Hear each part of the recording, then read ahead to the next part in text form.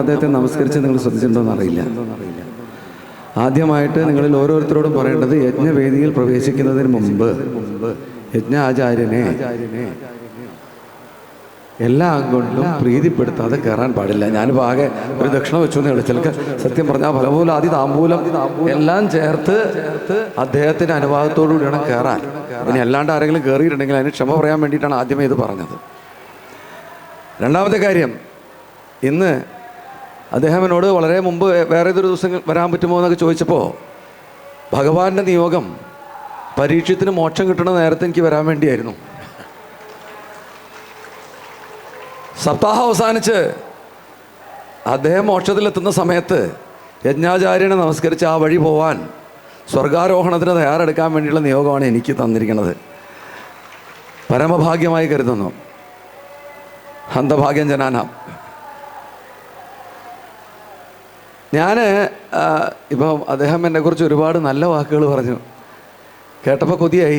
അങ്ങനെയൊക്കെ ആയിരുന്നെങ്കിൽ എന്നുള്ള ആഗ്രഹം തെല്ലൊന്നുമല്ല മനസ്സിലുള്ളത്. കർമ്മയോഗി എന്നൊക്കെ പറയണത് എവിടെ കിടക്കുന്ന ഒരു സങ്കല്പമാണെന്ന് എനിക്ക് ഏകദേശ രൂപമുണ്ട്. ഞാൻ ബഹുദൂരം ആകെ ഒരു നമ്മൾ തമ്മിലുള്ളൊരു വ്യത്യാസം എന്തെങ്കിലും ഉണ്ടോ എന്ന് ചോദിച്ചാൽ പറയാനുള്ളത്, എത്ര ദൂരം ഉണ്ടെന്ന് ഏകദേശം ഒരു ധാരണ എനിക്കുണ്ട്. നിങ്ങൾക്കത് ഉണ്ടോ എന്നുള്ള സംശയം എനിക്കുണ്ട്. അത്രയേ ഉള്ളൂ. വളരെ ദൂരം സഞ്ചരിക്കാനുള്ളൊരു പന്ഥാവിലൂടെയാണ് പോണത്. ജനകനെക്കുറിച്ച് കേട്ടിട്ടുണ്ട്, കർമ്മയോഗിയായിരുന്നു. ആദ്യത്തെ ഭാഗവതാചാര്യൻ ജനകൻ്റെ അടുത്ത് ബ്രഹ്മജ്ഞാനം അന്വേഷിച്ച് പോയിന്നൊരു കഥയുണ്ട്. അപ്പം ജനക മഹാരാജാവ്, ജനകനെക്കുറിച്ച് നമുക്കറിയാവുന്ന എങ്ങനെയാണ്? സീതയുടെ അച്ഛൻ. അത്രയേ ഉള്ളൂ, സീതയുടെ അച്ഛൻ. ഈ മക്കളുടെ പേരിൽ അറിയപ്പെടുന്ന മാതാപിതാക്കളുടെ ശ്രേണിയിലൊരു പക്ഷേ ഏറ്റവും വലിയ മഹാനായിട്ടുള്ളൊരു വ്യക്തി അദ്ദേഹമായിരുന്നിരിക്കാം.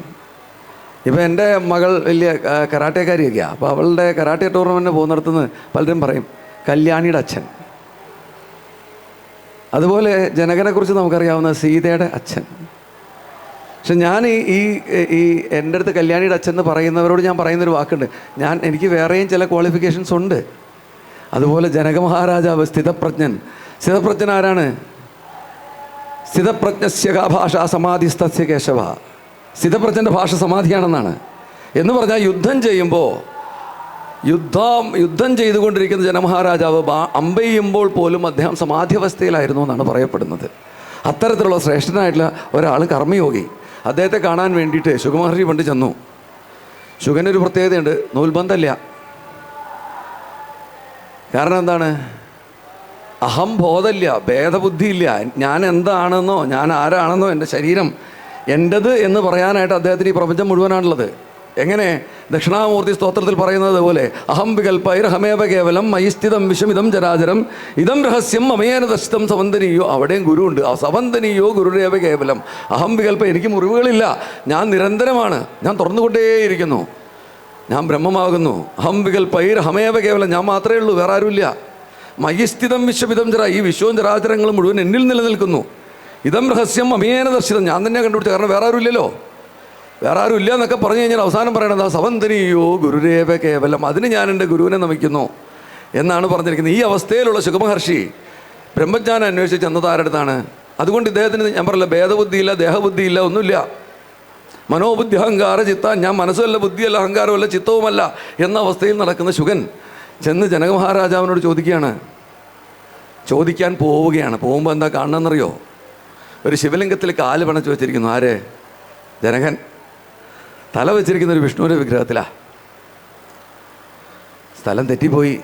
ഈശ്വരനെ ഇത്ര കണ്ട് നിന്ദിക്കുന്ന ഒരാളെടുത്താണല്ലോ ഞാൻ ബ്രഹ്മജ്ഞാനം അന്വേഷിച്ച് ചെന്നതെന്നോട് ശുഗൻ തിരിച്ചണക്കാണ്. മയങ്ങിക്കിടക്കുന്ന ജനകൻ പറയുന്നു, ആരാണ്, എങ്ങടാ പോണേ, എന്താ വിശേഷം? ഇല്ല, ഞാൻ വന്ന് തെറ്റിപ്പോയി. അപ്പം ജനകൻ ചോദിക്കുന്നു, ഞാൻ ഭഗവാന്റെ മുകളിൽ കാലെടുത്ത് വെച്ചതാണ് താങ്കളുടെ അനിഷ്ടമെങ്കിൽ, നീരസമെങ്കിൽ ഒരു കാര്യം ചെയ്യുക, അതെടുത്ത് ഭഗവാൻ ഇല്ലാത്തടത്തേക്ക് വയ്ക്കുക. ജനകനെ നമസ്കരിക്കുകയാണ് പിന്നെ ശുഗൻ ചെയ്യുന്നത്. ഇവിടെ കൊണ്ടുവെക്കും. അതാണ് ഞാൻ പറഞ്ഞത്, അഹം വികൽപ്പൈർഹമേ, ഞാൻ മാത്രമേ ഉള്ളൂ, വേറെ ഒന്നുമില്ല എന്നുള്ള സങ്കല്പത്തിൽ നിരന്തരം ജീവിച്ചിരുന്ന ശുഗൻ്റെ ഗുരുസ്ഥാനീയനാണ് ആര്? ജനകൻ. ആ ജനകനെയാണ് ഞാനൊരു കർമ്മയോഗി എന്ന് അദ്ദേഹം പറയുമ്പോൾ എൻ്റെ മനസ്സിൽ ഓടി വരുന്നൊരു ചിത്രം ജനക മഹാരാജാവിൻ്റെയാണ്. അപ്പം ഞാൻ എന്താ പറയുക, ഞാൻ എന്താ പറയുക, ഏറ്റുമാനൂർ പോയി ഏഴര പൊന്നാന ദർശനത്തിന് പോകാറുണ്ട്. 30 കോടി ദൈവങ്ങളും വന്നിരിക്കണം, മഹർഷിമാരൊക്കെ ഉണ്ട് ഇത്ര അവിടെ ആ നേരത്ത്. അപ്പോൾ ഉള്ള പ്രശ്നം എന്താ അറിയോ? അപ്പം നമ്മളും ചെന്ന് ഒപ്പം നിൽക്കുക. ആരുടെ അടുത്ത്? മഹർഷിമാരുടെ ഒപ്പം. അപ്പോൾ നമ്മൾ ചെന്ന് നിൽക്കുമ്പോൾ അവിടെ പോയി നിൽക്കുന്നതിന് മുമ്പ് എല്ലാവരോടും അപേക്ഷിക്കണം എന്നാണ് ശാസ്ത്രം. ഇപ്പോൾ യജ്ഞാചാര്യൻ്റെ അനുവാദം ഞാൻ ചോദിച്ചു എന്ന് പറയുന്നത് പോലെ ഓരോരുത്തരോടും. ഇപ്പം ഞാൻ അവിടെ ചെന്ന് എനിക്ക് പരിചയമുള്ള ഒരാളുണ്ടായിരുന്നു. ദിവസവും രാവിലെ രുദ്രവും ചമകവും ഒക്കെ ചൊല്ലും. അവിടെ പോയിരുന്നിട്ട് നമസ്കാര മണ്ഡപത്തിൽ കയറുന്നിട്ടാ ചൊല്ലുക. ഇപ്പം രുദ്രം ചൊല്ലുന്ന ചമകം ആദ്യം ചൊല്ലിയത് ആരാന്നറിയോ? രുദ്രമേ പ്രയറ്റമേ എന്നാ മേ മേ മേ എന്നാണ് എല്ലാം അവസാനിക്കണം. എന്താ കാര്യം? ഈ ദക്ഷിന് തല വെച്ച് കൊടുത്തേ, ആടിൻ്റെ തല. അത് കഴിഞ്ഞപ്പോൾ ശിവനെ ആദ്യമായിട്ട് സ്തുതിക്കാൻ നോക്കുമ്പം മേ എന്നല്ലാണ്ട് വേറെ ഒന്നും വരില്ല, ആടല്ലേ പാവം.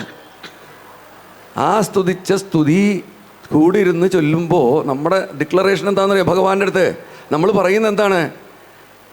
ദക്ഷ പ്രജാപതിയോടെ ഞാൻ പറയണത് എന്താ പറയണത്? നിങ്ങളും ചമകം ചൊല്ലി ഞാനും ചൊല്ലുണ്ട് കേട്ടോ എന്ന് പറഞ്ഞാൽ നമ്മൾ ഓൾമോസ്റ്റ് ഈക്വൽസ്. പക്ഷെ അങ്ങനെയല്ല.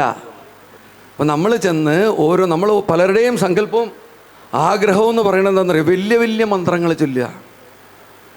ഒരാൾ കഴിഞ്ഞ ദിവസം എന്നോട് ചോദിച്ചു, ശരഭമന്ത്രം ചൊല്ലിയാൽ എന്താ കുഴപ്പം? ശരഭം എന്താണ് അറിയാവോ?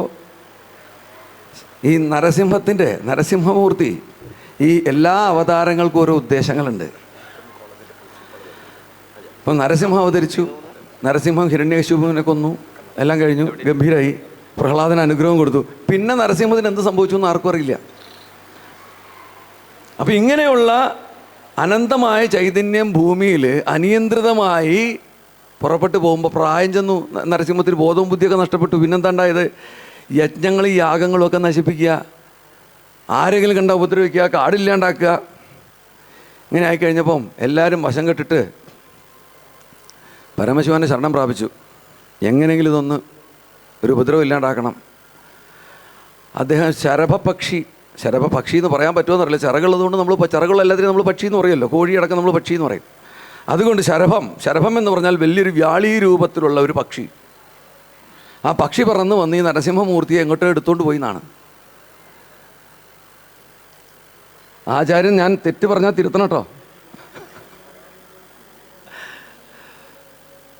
പോലീസുകാർക്ക് തെറ്റ് പറ്റിക്കൂടെ? അപ്പോൾ ആ ശരഭം എന്ന് പറയുന്നത് ഈ പ്രപഞ്ചത്തിൽ ഏറ്റവും ശക്തമായൊരു സങ്കല്പമാണ്. അതിനപ്പുറത്തേക്ക് ശക്തിയുള്ളൊരു സങ്കല്പം ഇല്ല ഈ പ്രപഞ്ചത്തിൽ. ആ മന്ത്രം ഒന്ന് ജപിച്ചാൽ എന്താ സാറേ കുഴപ്പം? ഞാൻ പറഞ്ഞ ശരഭത്തിന് കുഴപ്പമൊന്നും ഉണ്ടാവില്ല. നിങ്ങളുടെ കാര്യം കണ്ടറിയേണ്ടി വരും. നമ്മൾ നാരായണ, കൃഷ്ണ, വാസുദേവ എന്നൊക്കെ പറഞ്ഞ് സാധാരണ ഭഗവൻ നാമങ്ങൾ ഉച്ചരിച്ച് കരഞ്ഞ് ഭഗവാനെ വിളിച്ചാൽ മതി. കലിയുഗത്തിൽ ശ്രേഷ്ഠമായ മന്ത്രങ്ങൾ ഇങ്ങനെ ജപിക്കുക. അത് ഇവിടെ ഇപ്പം ആരെങ്കിലും കേൾക്കുമോ? ഈ ഉച്ചപൂജയ്ക്ക് തൊഴാൻ പോണ ഇവിടെ ഗുരുവായൂർ ചുറ്റുവട്ടത്തുള്ള കുറച്ച് സ്ത്രീകളുണ്ട്, ഞാൻ സ്ഥിരം കാണാറുണ്ട്. നിങ്ങളിൽ ആരെങ്കിലും ആ കൂട്ടത്തിലുള്ളവരുണ്ടെങ്കിൽ ഞാൻ കളിയാക്കുകയെന്ന് കരുതരുത്. അവരുടെ നാമജപത്തിന് നല്ല പ്രത്യേകതകളാണ്, രസകരമാണ് കേൾക്കാൻ. നമ്മളവിടെ ഇങ്ങനെ നിൽക്കുമ്പോൾ ആ ഇടതാഴിയിൽ ഇങ്ങനെ അങ്ങോട്ട് കയറുമ്പോൾ ഭഗവാനെ കാണാൻ കയറുന്ന വഴിക്ക് നാരായണ നാരായണ നാരായണ നാരായണ നാരായണ നാരായണ, ഇന്നലെ നിന്നെ കണ്ടില്ലല്ലോ, നാരായണ നാരായണ നാരായണ നാരായണ. ഞാൻ നല്ലൊരു കല്യാണത്തിന് പോയി, നാരായണ നാരായണ നാരായണ നാരായണ. മഞ്ചേരിയിൽ നാരായണൻകുട്ടിയുടെ കല്യാണം നിശ്ചയിച്ചു, നാരായണ നാരായണ നാരായണ. ഞാൻ പറഞ്ഞത് മനസ്സിലായോ? ഇതിപ്പോൾ നിങ്ങൾ ചിരിച്ചത് എന്തുകൊണ്ടാണെന്നറിയോ? നിങ്ങൾ പലരും ഇതിന് ഭാഗവാക്കുകളും ആവാം, ഇതിന് വശംവദരാകാം, ഇത് കേട്ടിട്ടുണ്ടാവാം, ഇതിന് സാക്ഷികളാവാം. ക്ഷേത്ര ദർശനം അങ്ങനെയല്ല വേണ്ടത്. നാരായണ എന്ന് പറയുമ്പോൾ ഉണ്ടല്ലോ, ഭഗവാൻ നമ്മുടെ ഉള്ളിലുണ്ട് എന്നുള്ള ബോധ്യം. നേരത്തെ അദ്ദേഹം പറഞ്ഞ് ഉള്ളിലിരിക്കുന്ന മുകുന്ദനെ പുറത്ത് കൊണ്ടുവരാൻ എന്ന് പറഞ്ഞാൽ ഇങ്ങനെ എടുത്ത് പുറത്തേക്ക് വെക്കാൻ പറ്റുമോ? പറ്റില്ല. നമ്മളുടെ അഹംബോധം മാറി നമ്മൾ പ്രപഞ്ചമായി മാറുന്ന പരബ്രഹ്മം, അഹം ബ്രഹ്മാസ്മി അല്ലെങ്കിൽ തത്വമസി എന്ന് പറയുന്ന ബ്രഹ്മസൂത്രവാക്യങ്ങളുടെ സമാനമായ മാനസികാവസ്ഥ. ഇതൊക്കെ പറയാനുള്ളൊരു ബുദ്ധിമുട്ടെന്ന് പറയാം. ഭാഷ ഇതിന് വളരെ അപര്യാപ്തം. മനോബുദ്ധി, ഞാൻ നേരത്തെ നിർവാണാഷ്ടകത്തിലെ ആദ്യത്തെ വരിയല്ലി, മനോബുദ്ധി അഹങ്കാര ചിത്താനി നാഹം. ഞാൻ മനസ്സും ബുദ്ധി അഹങ്കാരം ഒന്നും അല്ലെങ്കിൽ പിന്നെ ഞാൻ എന്താണെന്ന് ചോദിക്കുമ്പോൾ ഈ മനസ്സുകൊണ്ട് മാത്രം ഉപയോഗിക്കാൻ പറ്റുന്നൊരു ഭാഷ കൊണ്ട് എങ്ങനെ ഇതിനെ വർണ്ണിക്കാൻ സാധിക്കില്ല. അപ്പോൾ വർണ്ണിക്കരുത്. ഉപ്പുപാവ കടലളക്കാൻ പോയ പോലെ എന്നാണ് ശ്രീരാമകൃഷ്ണ പരമഹംസർ പറഞ്ഞിരിക്കുന്നത്. ഉപ്പുപാവയെ നമ്മൾ കടലിൻ്റെ ആഴളക്കാൻ വിട്ടാൽ എന്താ ഉണ്ടാവുക? അത് കടലിൽ അലിഞ്ഞു ചേരും, അത് കടലായി മാറും. ആ കടലായി മാറുന്ന അവസ്ഥ, ഞാനും ഭഗവാനും ഭിന്നരല്ല എന്ന് തിരിച്ചറിയുന്ന അവസ്ഥ, അദ്വൈതാവസ്ഥയിലേക്ക് നീങ്ങുന്ന ആ പ്രക്രിയയെ അനുവർത്തിക്കാനായിട്ടാണ് നമ്മൾ ക്ഷേത്രത്തിൽ പോകുന്നത്. ക്ഷേത്ര ദർശനം നടത്തുന്നതിനാ. ക്ഷേത്രം ദേവാലയമാണോ? എന്താ അഭിപ്രായം? ദേവാലയമാണോ? ദേവൻ്റെ ആലയമാണ്. നമ്മുടെ ഈ ആചാരാനുഷ്ഠാനങ്ങളുടെ ഏറ്റവും വലിയ ച്യുതി എന്താണെന്നറിയോ? ഈ ചെയ്യണം നിങ്ങൾക്ക് ഓരോരുത്തർക്കും ഇത് എന്തിനു ചെയ്യണമെന്ന് ആരെങ്കിലും ചോദിച്ചു കഴിഞ്ഞാൽ ബ്ലം ബ്ലം ബ്ലം ബ്ലം ഒന്നും അറിയില്ല. എന്തിനാ ക്ഷേത്രത്തിൽ പോകണമെന്ന് വെച്ചാൽ എന്താ മറുപടി? എന്തിനാ ക്ഷേത്രത്തിൽ പോണത്? ദൈവത്തെ കാണാൻ അല്ലേ? ആണ്, ദൈവത്തെ കാണാൻ. ആരെങ്കിലും ക്ഷേത്രത്തിൽ സർവ്വവ്യാപിയായിട്ടിരിക്കുന്ന ഈശ്വരനെ കാണാൻ നിങ്ങൾ എന്തിനാ ക്ഷേത്രത്തിൽ പോണേ? നിങ്ങൾ പോകുന്ന മലമൂത്ര വിസർജനം നടത്തുന്ന ടോയ്ലറ്റിൽ അല്ലെങ്കിൽ നിങ്ങളുടെ ശുചിമുറിയിലുള്ള ഭഗവാൻ തന്നെയാണ് ക്ഷേത്രത്തിൽ ഇരിക്കണേ. സർവ്വവ്യാപിയാണ്. പിന്നെ എന്ത് ഈ കാണാൻ പോണേ? എന്താ? ആരെയാ കാണാൻ പോണേ? ക്ഷേത്രം എന്ന വാക്കിൻ്റെ അർത്ഥം ക്ഷയാത്രായതീതി, ക്ഷയത്തിൽ നിന്ന് നമ്മൾ രക്ഷിക്കുന്ന എന്തോ ഒരു സാധനമാണത്രേ. അപ്പം അതെന്താ സാധനം? ആ സാധനം എന്താന്ന് വെച്ചാൽ ദേവാലയമല്ല.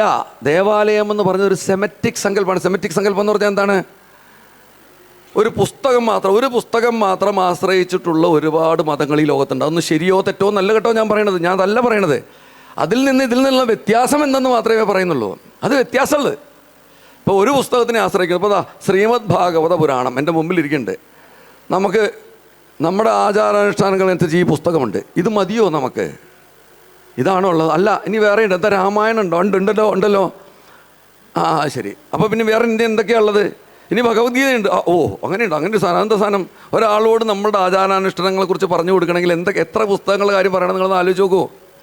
ഭഗവത്ഗീത ഉണ്ട്. ഓ അതാണോ ഒരൊറ്റ ഗീത? ഓ അല്ലല്ല, വേറെ ഗീതകളുണ്ട്. അതേതൊക്കെയാ? ഉദ്ധവ ഗീത. ഓ അതാരാ അത്? അഷ്ടാവക്ര ഗീത. അതെന്താ അത്? പറഞ്ഞ് മനസ്സിലായില്ലേ? അപ്പം ഇങ്ങനെ കിടക്കുകയാണ്, സമുദ്രം പോലെ കിടക്കല്ലേ. എത്ര പുസ്തകങ്ങൾ വേണം നിങ്ങൾക്ക്? ഒരു പുസ്തകത്തെ ആശ്രയിച്ചല്ല നമ്മുടെ ആചാരാനുഷ്ഠാനങ്ങൾ. ചാർവാകനം ഇവിടെ സ്ഥലമുണ്ട് കേട്ടോ. ചാർവാകൻ ആരായിരുന്നു എന്നറിയോ? ഈശ്വരനില്ല, ഈ പ്രപഞ്ചത്തിൽ ഈശ്വരനില്ല എന്ന് പറയുന്ന ഒരു എന്താ പറയുക, ആശയ സംഹിതയുടെ പ്രയോക്താവാണ് അദ്ദേഹം. അദ്ദേഹം പറഞ്ഞു, അദ്ദേഹത്തിന് സ്ഥാനമുണ്ട്. ഇനി ഞാൻ വീണ്ടും നിങ്ങളോട് ചോദിക്കുന്നു, എന്തിനാണ് ക്ഷേത്രം ക്ഷയാത്രായതേ? നേരത്തെ പറഞ്ഞു, മനസ്സിലായി. ശരി, എങ്ങനെയാണ് നമ്മൾ ക്ഷയത്തിൽ നിന്ന് രക്ഷിക്കണേ? അതിനെന്താ വഴി? ദേവനെ കാണാനാണെന്ന് വെച്ചാൽ ഇവിടെ തൊട്ടടുത്തിട്ട് പാർത്ഥസാരഥി ക്ഷേത്രം, തൊട്ടടുത്ത് പാർത്ഥസാരഥി. അവിടെ കൃഷ്ണനല്ലേ? ഇവിടെയും കൃഷ്ണനല്ലേ? നിങ്ങൾ എത്ര പേര് ഇന്ന് പാർത്ഥസാരഥി ക്ഷേത്രത്തിൽ പോയിട്ടുണ്ട്? എത്ര പേര് പാർത്ഥസാരഥി ക്ഷേത്രത്തിൽ പോയി? ഞാൻ പോയിട്ടില്ല. 1 2 3 4 5 6 7 8 9 കഴിഞ്ഞു 10. എന്താ ഇവിടെയും കൃഷ്ണൻ അവിടെയും കൃഷ്ണനല്ലേ? അവിടുത്തെ കൃഷ്ണനെ കണ്ടാൽ പറ്റില്ലേ നിങ്ങൾക്ക്? എന്തിനാ ഇവിടെ തന്നെ വരണേ? ഗുരുവായൂർ തന്നെ വരണേ എന്തിനാ? ഞാൻ ഈ കടക്കഥ നിർത്തി ഇനി കാര്യത്തിലേക്ക് കിടക്കാം. ദേവാലയങ്ങളിൽ ദേവനുണ്ട്. ഇംഗ്ലീഷിൽ പറഞ്ഞാൽ there is something called sacred and profane. ദിവ്യമെന്ന് കൽപ്പിക്കപ്പെട്ടിരിക്കുന്ന ദിവ്യകൽപ്പിതമായ കുറേ സാധനങ്ങളും ദിവ്യമല്ലാത്ത കുറേയുമുണ്ട് ദേവാലയത്തിൽ. ക്ഷേത്രത്തിലോ? ക്ഷേത്രമെന്ന് പറഞ്ഞാൽ ശരീരം. ക്ഷേത്രജ്ഞപാലിനി. ലളിതാസഹസ്രനാമത്തിൽ നിന്നാണ് എടുക്കുന്നത്. ക്ഷേത്രത്തെയും ക്ഷേത്രജ്ഞനെയും പാലിക്കുന്നവളാരോ? അതാണ് ഭഗവതി അമ്മ. അപ്പോൾ ക്ഷേത്രം എന്ന് പറയുന്നത് യഥാർത്ഥത്തിൽ നമ്മുടെ സൂക്ഷ്മ ശരീരത്തിൻ്റെ, നമ്മുടെ എന്ന് പറഞ്ഞാൽ എൻ്റെ അല്ല, ഗുരുവായൂർ ക്ഷേത്രത്തിൽ നിങ്ങൾ വരുമ്പോൾ നിങ്ങൾ ഗുരുവിൻ്റെയും ബൃഹസ്പതിയുടെയും വായു ഭഗവാന്റെയും സൂക്ഷ്മ ശരീരത്തിനകത്തൂടെ കയറി നടക്കുകയാണ്. മനസ്സിലാവുണ്ടോ? അതെന്തിനാ അങ്ങനെ നടക്കണേ? നമ്മളെക്കാളും ശ്രേഷ്ഠരായവരെ ഇദ്ദേഹത്തിന് കുറേ കാലം കഴിഞ്ഞ് സമാധി ആവണം തീരുമാനമായി. ഇരിക്കട്ടെ, ആവാതിരിക്കട്ടെ എന്നാണ് നമ്മുടെ ആഗ്രഹം കേട്ടോ. കാരണം നമുക്ക് ചില സ്വാർത്ഥതകളുണ്ടല്ലോ. ആചാര്യന്മാർ കൂടി ഉണ്ടാവണം. ആചരിച്ച് കാണിച്ചു തരുന്നവരാണ് ആചാര്യന്മാർ. അവർ കൂടെ ഉണ്ടായാൽ നമുക്ക് കുറച്ചുകൂടി എളുപ്പമാണ്. അത് കഴിഞ്ഞാൽ അവരെ പ്രിസർവ് ചെയ്യാനായിട്ട് എന്താ ചെയ്യുക എന്നുള്ളതാണ് ചോദ്യം. അന്ന് നമ്മുടെ മഹാമനീഷികളായിട്ടുള്ള ഋഷിമാർ കണ്ടുപിടിച്ച വഴിയാണ് ക്ഷേത്രം. അവരുടെ പ്രാണനെ അവർ ആവാഹിച്ച് പ്രതിഷ്ഠിച്ചു. അതിന് നമ്മൾ എന്ത് കൊടുത്തു? പേര് പ്രാണപ്രതിഷ്ഠ. അത് കൊടുത്തു. അപ്പോൾ പ്രാണപ്രതിഷ്ഠ എന്ന് പറഞ്ഞാൽ ഇദ്ദേഹം ഒരു ക്ഷേത്രം സ്ഥാപിച്ച് പ്രതിഷ്ഠിച്ച് കഴിഞ്ഞാൽ ഉണ്ടാവണം എന്താണെന്നറിയോ? പിന്നെ നമ്മൾ അവിടെ പോയി കാണുന്നത് ഭഗവാന്റെ രൂപമാണെങ്കിലും, ഭഗവാനെയാണ് കാണുന്നതെങ്കിലും നടക്കുന്നത് ഇദ്ദേഹത്തിൻ്റെ സൂക്ഷ്മ ശരീരത്തിൽ കൂടിയാണ്. ഇപ്പം ഇദ്ദേഹത്തിൻ്റെ ജീവിത രീതി എന്താണോ, എങ്ങനെയാണോ ജീവിച്ചിരുന്നത്, ആ സ്വഭാവമാവും ആ ക്ഷേത്രത്തിന്. വേണ്ട, ഗുരുവായൂർ കിട്ടുന്ന കുഞ്ഞ് കൃഷ്ണനെ കിട്ടുന്ന അനുഭൂതിയാണോ നിങ്ങൾക്ക് പത്മനാഭസ്വാമി ക്ഷേത്രത്തിൽ കിട്ടണേ? എന്താ വ്യത്യാസം? പ്രതിഷ്ഠാകർത്താവിൻ്റെ വ്യത്യാസം. അതിന് ഭഗവാന്റെ പല രൂപത്തിലുള്ള സങ്കല്പത്തിൽ നിങ്ങൾക്ക് ആരാധിക്കാനുള്ള സമ്പ്രദായം അവിടെ ഒരുക്കി തന്നിരിക്കും. എന്തിനാ ആരാധിക്കണേ? ആരാധനയിലൂടെ ഏകാഗ്രത വർദ്ധിക്കുന്നു. അപ്പം നമ്മൾ നാരായണൻകുട്ടിയുടെ കല്യാണത്തെക്കുറിച്ച് നമ്മൾ എവിടുന്ന് പറയണം? ഇവിടുന്ന് പറഞ്ഞിട്ട് അകത്ത് കയറുക. നിങ്ങൾക്ക് പറയാനുള്ളതൊക്കെ പുറത്തുനിന്ന് പറഞ്ഞോളൂ. അകത്ത് കയറിയാൽ നാരായണ ജപിക്കുക, വേറെ ഒന്നും വേണ്ട. ആ ജപം. പക്ഷെ ഒരു കാര്യം കൂടി ഉണ്ട് കേട്ടോ, ക്ഷേത്രത്തിൽ പോകുന്ന ഒരുപാട് പേരെ കൊണ്ട് നമുക്ക് നല്ല ബുദ്ധിമുട്ടുണ്ടാവാറുണ്ട് പലർക്കും. എന്താ ബുദ്ധിമുട്ടെന്നറിയോ? ഉറക്കിയ ജപം. നമ്മൾ പിന്നെ ഞാൻ എടപ്പള്ളി താമസിക്കുന്നതിന് തൊട്ടടുത്തൊരു ഭദ്രകാളി ക്ഷേത്രമുണ്ട്. അവിടെ പോയിരുന്ന് സ്വൈരമായിട്ട് നമ്മളൊന്ന് ജപിക്കാതെ വിചാരിക്കുമ്പം ആ തൊട്ടപ്പുറത്തിരുന്നൊരാൾ ശ്രീമാബാ ശ്രീ മഹാരാജ്ഞി ശ്രീമദ്സിംഹാസനേശ്വരി ഭഗവതി കേട്ടിറങ്ങി ഓടിപ്പോവും. എന്താ ഉദ്ദേശം? നിങ്ങൾക്ക് മാത്രം ജപിച്ചാൽ മതിയോ? പോരാ. അവിടെ വരുന്ന ഓരോരുത്തർക്കും ജപിക്കാനുള്ള സൗകര്യം വേണം. മാനസജപം. വൈകുണ്ഠത്തിൽ പോകുമ്പോൾ വൈകുണ്ഠ ദർശനത്തിനെ കുറിച്ച് ഒരു കഥയുണ്ട്. അവിടെ ജയവിജയന്മാരാണ് എല്ലാവരെയും നിയന്ത്രിക്കണേ. അപ്പം സാക്ഷാൽ സൂര്യഭഗവാൻ എഴുന്നള്ളിയിട്ട് ഭഗവാനെ കാണാൻ നേരത്ത് ഉറക്ക നാരായണാന്ന് ചോദിച്ചു വന്ന് ജയവിജയന്മാർ ശാസിക്കുന്നുണ്ട്. ഇത്രേ മിണ്ടരുത്, ശബ്ദം ഉണ്ടാക്കാൻ പാടില്ല. അപ്പം നിങ്ങൾ വിചാരിക്കുന്നത് എന്താ പറയുക? നമ്മളിവിടെ ഈ കാണുന്ന ഈ ദേവസ്ഥൻ്റെ ആൾക്കാരൊക്കെ നമ്മൾ ചീത്ത പറയില്ലേ ഇടയ്ക്കിടയ്ക്ക്? അങ്ങോട്ട് മാറി, അങ്ങോട്ട് വരിക. ഇത് അനാദി കാലത്തോട്ട് വൈകുണ്ഠത്തിലുണ്ട് ഇത്രേ. അപ്പം ഇവർ ആ ജയവിജയന്മാരുടെ പ്രതീകാത്മകമായിട്ടുള്ള ആൾക്കാരാണ്. അപ്പോൾ അവരെ കാണുമ്പോൾ വണങ്ങുക. കാരണം എന്താ പറയുക? ഭഗവാനെ നിരന്തരം കണ്ടുകൊണ്ടിരിക്കണവരല്ലേ. അപ്പം ഇന്ന് ഞാൻ തൊഴുതുകൊണ്ടിരുന്നപ്പോൾ കുറച്ചേറെ നേരം നിന്ന് തൊഴുതു. ഭഗവാനെ കണ്ടങ്ങോട്ട് പോരാനൊരു മനസ്സ് വരില്ലല്ലോ, നിങ്ങൾക്കായാലും അതെ. അപ്പോൾ പരമാവധി എല്ലാവരും ഒഴിഞ്ഞ് നട അടയ്ക്കാൻ നേരത്താണ് എന്നെ കയറ്റിയത്. അപ്പോൾ ഞാൻ ചെന്ന് അവിടെ നടയിൽ നിന്നിട്ട് പിന്നെ അങ്ങോട്ട് പോരണില്ല, അവിടെ തന്നെ നിൽക്കുക. കുറേ നേരം അവർ സഹിച്ചു. അത് കഴിഞ്ഞപ്പോൾ വന്ന് വളരെ ഭവ്യതയോടുകൂടി പറഞ്ഞു, സാർ നേദ്യത്തിന് നേരമായി. അത് നമ്മൾ ആ വാചകം നമ്മൾ എങ്ങനെ കേൾക്കണം, എങ്ങനെ ശ്രമിക്കണം? ഗുരുവായൂരപ്പം പറയാണ്, മതി നീ പൊയ്ക്കോ, നീ സാമാന്യത്തിൽ കൂടുതലായില്ലേ, ബാക്കി എത്ര പേര് അവിടെ നിൽക്കണേ, നിനക്ക് എന്താ രണ്ട് കൊമ്പുണ്ടോ എന്ന് ഭഗവാൻ ചോദിക്കുന്നതായിട്ട് നമ്മൾ മനസ്സിലാക്കണം. ആ ക്ഷേത്രത്തിനകത്തോ ക്ഷേത്ര പരിസരത്തോ വരുമ്പോൾ നമ്മൾ മനസ്സിലാക്കേണ്ടതാണ്, ക്ഷേത്രപ്രതിഷ്ഠാകർത്താവായ ആ മഹാത്മാവിൻ്റെ സൂക്ഷ്മ ശരീരം നമ്മളോട് സംവദിക്കാനായിട്ട് ഒരുപാട് ഉപാധികളെ വെച്ചിരിക്കുന്നതിൽ ഏറ്റവും പ്രധാനപ്പെട്ടവരാരാണ്? ഈ ക്ഷേത്രദ്വാരപാലകന്മാർ. മനസ്സിലായില്ലേ? ഇപ്പം ഞാനിപ്പം എന്നെക്കുറിച്ച് പറഞ്ഞു, ഞാൻ ശബരിമലയിൽ എന്തോ കേമത്തൊക്കെ കാണിച്ചു എന്ന് പറഞ്ഞു. കേട്ടപ്പോൾ വളരെ സന്തോഷമായി. ഭഗവാനെ സമർപ്പിച്ചിട്ട് ഞാൻ അദ്ദേഹത്തോട് രാവിലെ പോയി പറഞ്ഞേ, എല്ലാ ദിവസവും രാവിലെ പോയി പറയും, ഇവിടെ എന്തെങ്കിലും ഒരു മോശം ഉണ്ടായാലും ആർക്കാ എൻ്റെ മോശം? ആർക്കാ? എനിക്കാ? നിനക്ക്. അതുകൊണ്ട് വേണമെങ്കിൽ നോക്കിക്കൊള്ളുക. മനസ്സിലായില്ലേ? നീ ശസ്ത്രധാരിയായിട്ട് വന്ന് നിന്ന് ഇവിടെയുള്ള കാര്യങ്ങളൊക്കെ നിയന്ത്രിക്കുക. അതിന് ഉപാധിയായിട്ട് എന്നെ നിർത്തിക്കോ, എനിക്ക് സന്തോഷമാണ്, ഞാൻ നിൻ്റെ ദ്വാരപാലകനല്ലേ. അപ്പോൾ എന്താ ഉണ്ടായെന്നറിയോ? ഭഗവാൻ നിന്ന് നടത്തി. എന്നിട്ട് അദ്ദേഹത്തിന് എന്നോട് കാരുണ്യമൊക്കെ തോന്നി പറഞ്ഞു, നീ കുറച്ച് പേരൊക്കെ എടുത്തോ, എല്ലാവരും നിന്നെ പുകഴ്ത്തിക്കോട്ടെ എന്ന് പറഞ്ഞു. ഞാൻ പറഞ്ഞു ആയിക്കോട്ടെ. അതാണിപ്പോൾ നടന്നത്. യഥാർത്ഥത്തിൽ കർത്താവ് എന്ന് പറയുന്നത് ഭഗവാനാണ്. കർത്തൃത്വബോധം ഈ നമ്മൾ എങ്ങനെ ഏത് തരത്തിലുള്ള കർത്തൃത്വബോധം വെടിയണം എന്നുള്ളത് ഭഗവത്ഗീതയെ പറഞ്ഞിട്ടുണ്ട്. മാനാപമാനയോ സ്തുല്യോ മിത്രാരി പക്ഷയോ സർവാരംഭ പരിത്യാഗി ഗുണാതീത സമുച്ചത്. അപ്പം ആദ്യത്തെ രണ്ട് നമുക്ക് പെട്ടെന്ന് മനസ്സിലാവും. മാനാപമാനയോ സ്തുല്യ, മാനവും അവമാനവും തുല്യമായിരിക്കണം. ആണോ? അല്ല. അപ്പം എന്നെ പുകഴ്ത്തിയപ്പോൾ എനിക്ക് സന്തോഷമായി. ആ സമയം ഇവിടെ വന്നിട്ട് പറയണം ഇയാളാണ് ഈ ലോകത്തെ ഏറ്റവും വൃത്തികെട്ടവെന്ന് പറഞ്ഞാൽ എനിക്ക് വിഷമാവും. പക്ഷേ ഭഗവാനിൽ മനസ്സുറച്ച് കഴിഞ്ഞാൽ പിന്നെ ആ വിഷമമില്ല എന്നാ. മാനാപമാനയോ സ്തുല്യോ മിത്രാരി പക്ഷയോ. മിത്രങ്ങളും അരികളും ശത്രുക്കളും ഒരുപോലെയാണോ? അല്ല, ആവണം. കാരണം എന്താ? ഞാൻ പണ്ട് എവിടെ നിന്ന് പറഞ്ഞാൽ ഇനിയിപ്പോൾ നാളെ പണി പോകുമെന്നറിയില്ല, എന്നാലും ഉള്ള കാര്യം പറയണമല്ലോ. ശത്രുക്കളിൽ ചിലരെ എനിക്ക് കൊല്ലണം എന്നൊക്കെ തോന്നിയിട്ടുണ്ട്, സത്യം പറയാം. അതുപോലെ നമ്മൾ മനസ്സറിയാത്ത കാര്യങ്ങളാ പലപ്പോഴും നമ്മുടെ ശത്രുക്കൾ നമ്മളെക്കുറിച്ച് പറഞ്ഞുണ്ടാക്കുക. ഇത്തിരി വെള്ളം കിട്ടാൻ വേണ്ടി നമ്മൾ പ്രത്യേകിച്ച് പോലീസിൽ നമുക്ക് ശമ്പളം തരണം എന്തിനാന്ന് ചോദിച്ചു കഴിഞ്ഞാൽ, എന്നോട് പണ്ട് ഞാൻ പോലീസിൽ ചേരുന്ന നേരത്ത് എൻ്റെ ഒരു സീനിയർ ഉദ്യോഗസ്ഥൻ ചോദിച്ചു, Sreejith, what is experience in policing? പോലീസിൽ അനുഭവ സമ്പത്ത് എന്ന് പറഞ്ഞാൽ എന്താണ്? അപ്പോൾ ഞാൻ പറഞ്ഞു, sir, crime, law and order, അടിപിടി, ലാത്തി ചാർജ്. അപ്പോൾ അദ്ദേഹം വളരെ ഓമനത്തോടൊരു തെറി പറഞ്ഞു തന്നെ. പോലീസിൽ ഈ മേലുദ്യോഗസ്ഥ കീഴുദ്യോഗസ്ഥരെ സാധാരണ തെറി പറയാറുണ്ട്. അത് ഞങ്ങളൊരു ഭൂഷണമായിട്ട് കൊണ്ട് നടക്കുക.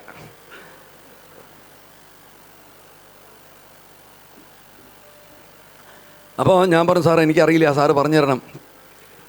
അപ്പോൾ പറഞ്ഞു, experience in policing is your capacity to pocket insults. എന്താണ്? അപമാനങ്ങൾ പോക്കറ്റിലിടാനുള്ള കഴിവ്. അപ്പോൾ നേരത്തെ പറഞ്ഞതായി ഭഗവത്ഗീത വാക്യാനിട്ട് എൻ്റെ സീനിയർ പറഞ്ഞിരുന്നേ, മാന അപമാനയോസ്തുല്യോ. പോലീസിൽ യൂണിഫോം കിട്ടുന്ന വലിയ ഗംഭീരമായിട്ടൊക്കെ നിൽക്കുമ്പോൾ ആൾക്കാർ ബഹുമാനിക്കും. അപ്പോൾ കൊള്ളാം. അത് കഴിഞ്ഞാൽ പറയണ എന്താണെന്നറിയോ? അതേ ആൾ ചിലപ്പോൾ പറയും, മഹാകളനാ, വിശ്വസിക്കാൻ കൊള്ളാത്തനാ, നമ്മൾ ഒരു തെറ്റു അയാളുടെ അടുത്ത് ചെയ്തിട്ടുണ്ടാവില്ല, എന്നാലും പറയും. അങ്ങനെ കേട്ട് കഴിയുമ്പോൾ your capacity to pocket insults and continue working with the same fervour as if you were never insulted. നിങ്ങൾ പോക്കറ്റിൽ അവമാനങ്ങൾ മുഴുവൻ വാങ്ങി പോക്കറ്റിലിട്ടിട്ട് നിങ്ങളെ അവമാനിച്ചവനെ വരെ രക്ഷിക്കുന്ന ജോലി നിങ്ങൾ അവമാനിക്കപ്പെടുന്നതിന് മുമ്പ് എത്ര ഔത്സുക്യത്തോടു കൂടി ചെയ്തിരുന്നോ അത് തുറന്ന് ചെയ്യാനായിട്ടുള്ള കെൽപ്പ് നിനക്ക് എന്നുണ്ടാവുന്നോ അന്നാണ് നിനക്ക് പോലീസിൽ അനുഭവ സമ്പത്തുണ്ടെന്ന് പറയാൻ പറ്റൂ. അപ്പോൾ എന്നിട്ട് എന്നോട് ചോദിച്ചു, മനസ്സിലായോ എന്ന് ചോദിച്ചു. നമ്മൾ മനസ്സിലായി സാർ. പിന്നെയും തെറി പറഞ്ഞു അദ്ദേഹം. ഞാൻ പറഞ്ഞു, ഇനി എന്തിനാണ് സാർ തെറി? അപ്പോൾ പറഞ്ഞു, നീ കള്ളം പറഞ്ഞു എന്നോട്. എന്താ, നിനക്ക് മനസ്സിലായിട്ടില്ല? നിനക്ക് മനസ്സിലാവണമെങ്കിൽ സർവീസിൽ കയറി 15 വർഷം കഴിയണം. 15 വർഷം കഴിയുമ്പോൾ നിന്നെക്കുറിച്ച് കേൾക്കുന്ന ആരോപണങ്ങളെല്ലാം കേട്ടതിന് ശേഷവും ഇതൊന്നും എന്നെക്കുറിച്ചല്ല പറഞ്ഞതെന്നുള്ള ഭാവനയോടുകൂടി പറഞ്ഞവനെ രക്ഷിക്കാനായിട്ട് നിൻ്റെ ഔത്സുക്യം കാണുമ്പോഴേ പറയാൻ പറ്റുള്ളൂ എന്ന് പറഞ്ഞു. അവിടെ അദ്ദേഹത്തിന് തെറ്റി. എനിക്കൊരു 9 വർഷം കഴിഞ്ഞപ്പോൾ മനസ്സിലായി, 15 വേണ്ടി വന്നില്ല എന്നാ.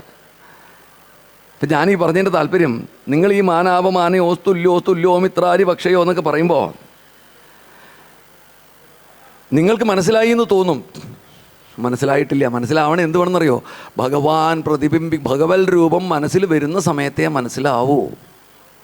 ഈ ഞാൻ പറഞ്ഞല്ലോ, ഞാൻ നേരത്തെ ഒരു ഉദാഹരണം പറഞ്ഞു, എൻ്റെ ചില ശത്രുക്കളെ എനിക്ക് കൊല്ലണം തോന്നിയിട്ടുണ്ട്.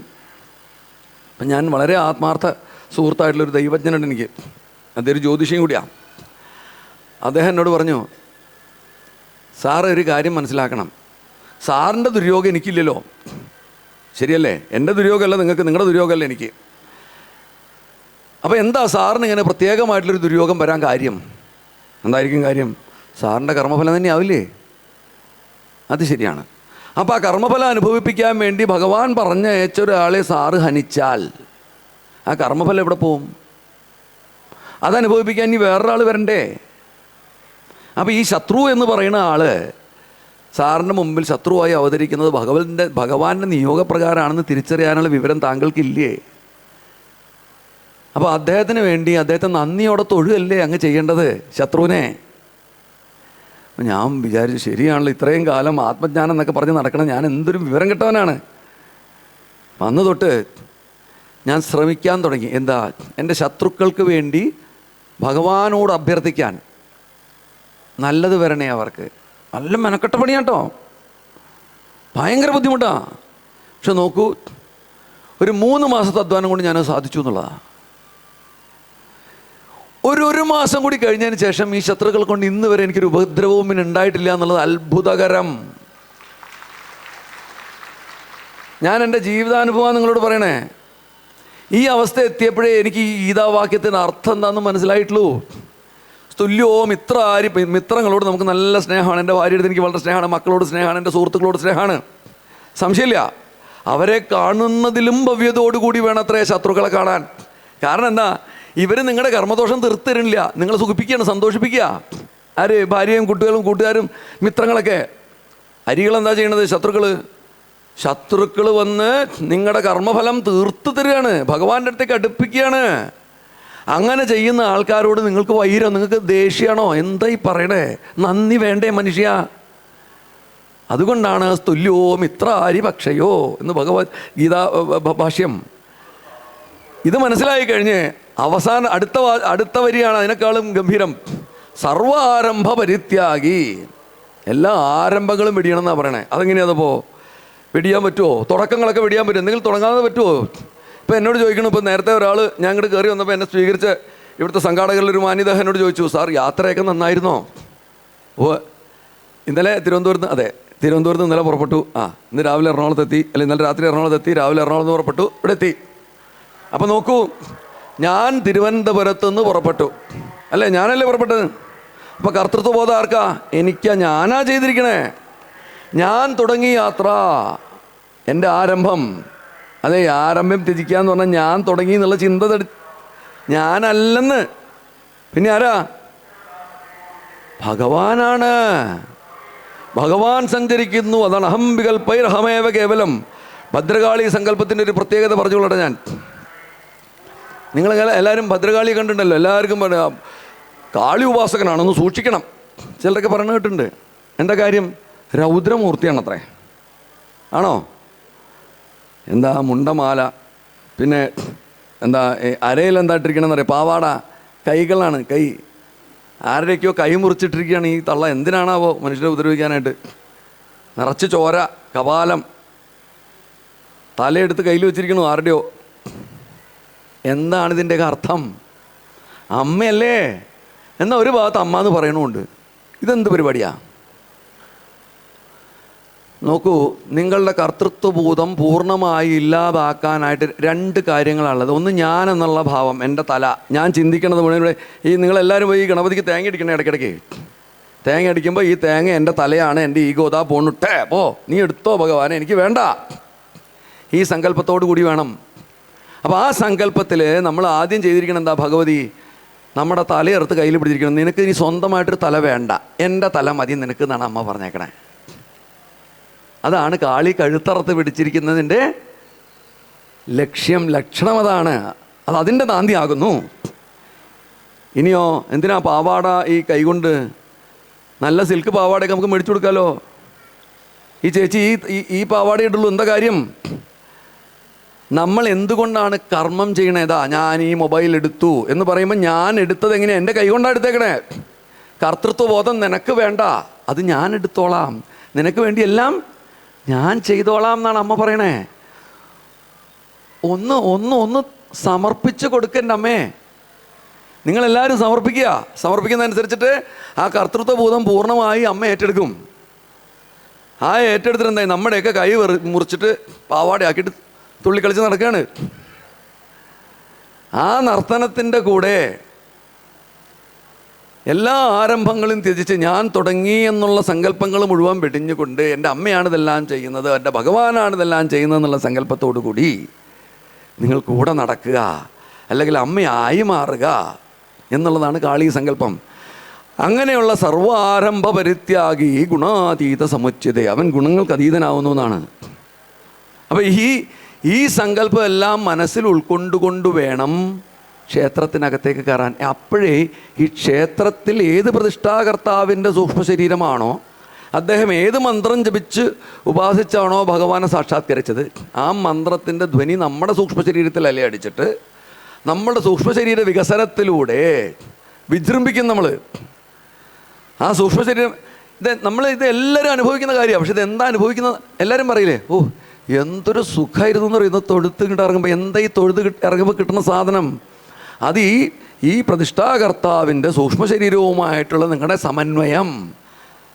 നിങ്ങൾ സംവദിക്കുകയാണ് ആ മനീഷിയുമായിട്ട്. വലിയ മനുഷ്യനാണ് അദ്ദേഹം. ഇവിടെ ഇരിക്കുന്ന ഗുരുവും ബൃഹസ്പതിയും. അതുകൊണ്ടാണ് നിങ്ങൾ പറയണത്, എന്ത് പറയണത്? ക്ഷേത്രത്തിനകത്ത് തുപ്പരുത്, മലമൂത്ര വിസർജനം വരുത്, അശുദ്ധി പാടില്ല, ഭക്ഷണം കഴിക്കരുത്. എന്താ കാര്യം? ഞാനിപ്പോൾ നിങ്ങളുടെ അറിയാം വീട്ടിൽ വന്നു വെച്ചോളൂ. അവിടെ ഒരു 2 വയസ്സുള്ള ഓമന കുഞ്ഞുണ്ടെന്നിരിക്കട്ടെ. ഞാൻ നീണ്ടു നിവർന്ന് കിടക്കുന്നു, എൻ്റെ മേത്തുകൂടി ആ കുട്ടി ഓടി കളിക്കുന്നു. നിങ്ങൾ ആദ്യം പറയുന്നു, അയ്യോ മോനെ, പോലീസ് മാമനെ മേത്ത് കയറി ചവിട്ടരുത്, സോറി പറയൂ. അപ്പോൾ ഞാൻ പറയുന്നു, സാരമില്ല കളിച്ചോട്ടെ. അപ്പോൾ എൻ്റെ നിർബന്ധത്തിന് വഴങ്ങി ആ കുട്ടിയെ കളിക്കാൻ വിടുകയാണ്. കുറച്ച് കഴിയുമ്പോൾ കുട്ടി എൻ്റെ മുഖത്ത് തുപ്പുക. അപ്പോൾ നിങ്ങളെന്താ പറയുക? ഏയ്, മൂത്രമൊഴിക്കാൻ സമ്മതിക്കുമോ? ഇല്ല. അപ്പം ആ ഒരു ആദരവാണ് നമ്മൾ യഥാർത്ഥത്തിൽ ഈ മഹായോഗിക്ക് കൊടുക്കുന്ന ആദരവാണ് നമ്മൾ ഇതിനകത്ത് വൃത്തിയായിട്ട് നടക്കുന്നത്. ഈ ക്ഷേത്രത്തിൻ്റെ മതിൽ കെട്ട് കഴിഞ്ഞാൽ ആ ശരീരം അവസാനിച്ചു എന്നാണ് സങ്കല്പം. പുറത്തിറങ്ങി നിങ്ങൾക്ക് എന്തു ആവാം. പിന്നെ ചൈതന്യം കൂടുതലുള്ള ക്ഷേത്രങ്ങളാണെങ്കിൽ കുറച്ച് ദൂരത്തേക്ക് ഉണ്ടാവും. ഇവിടെ നിങ്ങൾ ഈ ഗുരുവായൂർ കഴിഞ്ഞാൽ കുറച്ചേറെ വഴിക്ക് നിങ്ങൾ ആ പണി നോക്കണ്ട. ഏതാ വിവരറിയും. കാരണം എന്താ, ആ ചൈതന്യം അത്ര കണ്ട് കൂടുതലാണ്. അപ്പം നിങ്ങളിനി ആരെടുത്തെങ്കിലും ചോദിച്ചാൽ, നിങ്ങൾ എന്താണ് ക്ഷേത്രം എന്ന് ആരെങ്കിലും നിങ്ങളോട് ചോദിച്ചാൽ നിങ്ങൾ പറയേണ്ട മറുപടി എന്താണെന്നറിയോ? സ്ഥൂല ശരീരം നന്നാക്കാൻ ജിമ്മിൽ പോണില്ലേ? ഞങ്ങൾ സൂക്ഷ്മ ശരീരം നന്നാക്കാൻ പോണ ജിമ്മാണ് ക്ഷേത്രം തന്നെ. അത് തന്നെയാണ്. അപ്പം നിങ്ങളെ ആ സൂക്ഷ്മ ശരീരത്തിനെ ക്ഷയത്തിൽ നിന്ന് രക്ഷിക്കുന്നത് എന്തോ അതാകുന്നു ക്ഷേത്രം. അങ്ങനെ ഈ സങ്കല്പം. അതിന് ഇനി എന്തിനാ ക്ഷേത്രത്തിൽ പോകണമെന്ന് പറഞ്ഞാൽ ഭഗവാനെ കാണാനൊന്നും പറഞ്ഞു കളയരുതേ. അപ്പോൾ ഉടനെ തിരിച്ച് ചോദിക്കും, എന്നാൽ ഭഗവാനെ വീട്ടിൽ നിന്ന് കാണാൻ പറ്റില്ലേ? നിങ്ങളുടെ ഭഗവാൻ ക്ഷേത്രത്തിൽ മാത്രമേ ഉള്ളൂ? അല്ല, നമ്മൾ നമ്മുടെ ഉള്ളിലുള്ള ദീപ്തമായി നിൽക്കുന്ന ഭഗവത് രൂപത്തെ വീണ്ടും വീണ്ടും പ്രദീപ്തമാക്കാൻ വേണ്ടി, നമുക്ക് കാണാൻ വേണ്ടി, അറിയാൻ വേണ്ടി ആണ് ക്ഷേത്ര ദർശനം നടത്തേണ്ടത്. ആചാര്യനോടൊരു വാക്ക് എത്ര നേരമാണാവോ എനിക്ക് അനുവദിച്ചിട്ടുള്ളത്? 5 മിനിറ്റ് കൂടെ മതിയോ? ഓ ആയിക്കോട്ടെ. എന്തോ ഓ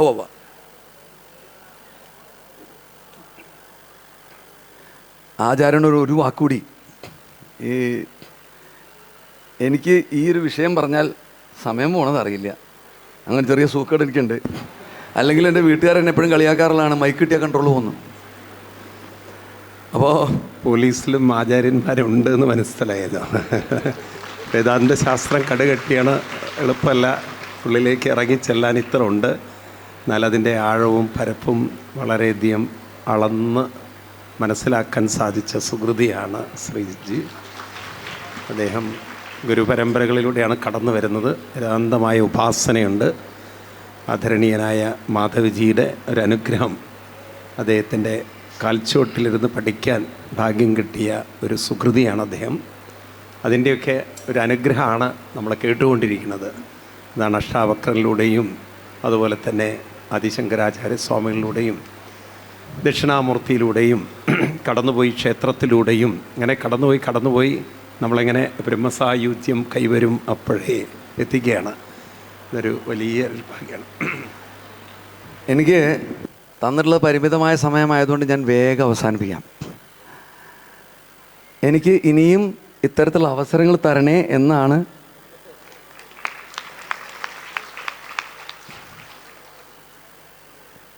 എന്നോടിപ്പോൾ എന്തോ കീർത്തനം പാടാനൊക്കെ പറഞ്ഞു. ഞാൻ ഗീത ചൊല്ലിക്കോട്ടെ അങ്ങയുടെ അനുവാദത്തോടു കൂടി. ഇപ്പം ഞാൻ എൻ്റെ മനസ്സിൽ മുഴുവൻ ഭഗവത്ഗീതയും ഏതൊക്കെയോ ശ്ലോകങ്ങളൊക്കെയാണ്. കുറച്ച് ആവാം. ന ജായത്തെ മ്രിയത്തെ വാ കദാചിത്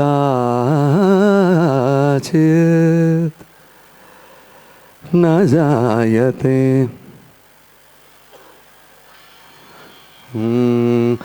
ന ജായത്തെ മ്രിയത്തെ വാ കദാചിത് നായം ഭൂത്വാ ഭവിതാ വാ ന ഭൂയഃ അജോ നിത്യഃ ശാശ്വതോയം പുരാണോ ന ഹന്യത്തെ ഹന്യമാനേ ശരീരേ ന ഹന്യത്തെ ഹന്യമാനേ ശരീരേ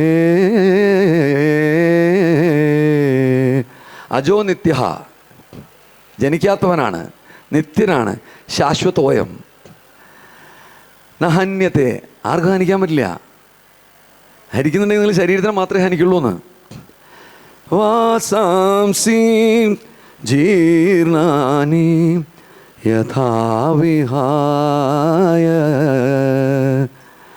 വാസാംസി ജീർണാനി യഥാ വിഹായ നവാനി ഗൃഹ്ണാതി നരോപരാണി തഥാ ശരീരാണി വിഹായ ജീർണാനി അന്യാനി സംയാതി നവാനി ദേഹി അന്യാനി സംയാതി നവാനി ദേഹി. ജീർണിച്ച വസ്ത്രങ്ങൾ ഉപേക്ഷിക്കുന്ന പോലെയുള്ളൂ ശരീരം. അത് ഇന്നൊരെണ്ണം കളഞ്ഞ് നാളെ വേറൊരെണ്ണം കിട്ടും. പക്ഷെ ഒരു കാര്യമുണ്ട് കേട്ടോ, ജീവിക്കുന്ന രീതിയിൽ എങ്ങനെയാണോ ജീവിക്കുന്ന ധർമ്മത്തിനനുസരിച്ചല്ലെങ്കിൽ കിട്ടുന്ന ശരീരം എന്തിൻ്റെ ആവും എന്ന് പറയാൻ പറ്റില്ല. നൈനം ചിന്തന്തി ശസ്ത്രാണി നൈനം ദഹതി പാവകഃ നൈനം ചിന്തന്തി ശസ്ത്രാണി നൈനം ദഹതി പാവകഃ ന ചൈനം ക്ലേദയന്ത്യാപോ ന ശോഷയതി മാരുതഃ. ഇത് റാണി ഝാൻസി മരിക്കുന്നതിന് മുമ്പ് ഉച്ചരിച്ച ശ്ലോകം. നൈനം ചിന്തന്തി ശസ്ത്രാണി നൈനം ദഹതി പാവകഃ ന ചൈനം ക്ലേദയന്ത്യാപോ ന ശോഷയതി മാരുതഃ. വാളിന് വെട്ടാൻ പറ്റില്ല, ശസ്ത്രത്തിന് ഇല്ലാതാക്കാൻ പറ്റില്ല, അഗ്നിക്ക് ദഹിപ്പിക്കാൻ പറ്റില്ല, മാരുതന് കാറ്റിന് ഇല്ലാതാക്കാനും പറ്റില്ല. ഇനിയും ശ്ലോകം ചൊല്ലാൻ പറഞ്ഞാൽ അങ്ങനെ ചൊല്ലിക്കൊണ്ടേയിരിക്കും. ഭഗവാനെക്കുറിച്ച് ഒരു 4 വാക്ക്, ശബരിമല ഭഗവാനെക്കുറിച്ച് ഒരു 4 വരിയും കൂടി പാടണമെന്ന് എനിക്ക് തോന്നിയിപ്പോൾ.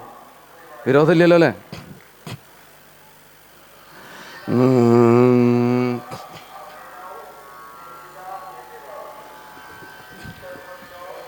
കാനനവാസ കലിയുഗ വരദ കാനനവാസ കലിയുഗ വരദ കാൽ തളിരിണ കൈ തൊഴുന്നേൻ നിൻ കാൽ തളിരിണ കൈ തൊഴുന്നേൻ നിൻ കേശാദിപാദം തൊഴുന്നേൻ.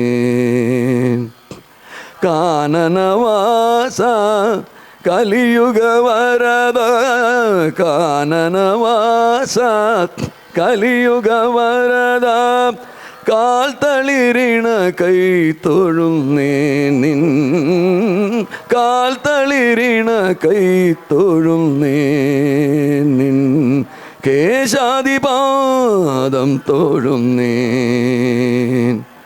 കാനനവാസ കലിയുഗ വരദ കാനനവാസ കലിയുഗ വരദ നിരുപമ ഭാഗ്യം നിൻ നിർമാല്യ ദർശനം നിരുപമ ഭാഗ്യം നിൻ നിർമാല്യ ദർശനം നിർവൃതികരം നിൻ നാമസങ്കീർത്തനം അസുലഭ സൗഭാഗ്യം നിൻ വരദാനം അവിടുങ്ങൾക്ക് അഭയം നിൻ നിൻ സന്നിധാനം അടിയങ്ങൾക്ക് അഭയം നിൻ നിൻ സന്നിധാനം. കാനനവാസ കലിയുഗ വരദ കാനനവാസ കലിയുഗ വരദ. ഇനി പാടി ഞാൻ ഇവിടെ നിന്ന് കരയും. സർവത്ര ഗോവിന്ദനാമ സങ്കീർത്തനം. വലിയൊരു നല്ലൊരു അനുഗ്രഹത്തിൻ്റെ അഭിനന്ദനം. ഇതൊരു കയ്യടിയല്ല, ഇത് ഭഗവാന്റെ അനന്തമായ കാരുണ്യം എന്നും ഉണ്ടാവട്ടെ.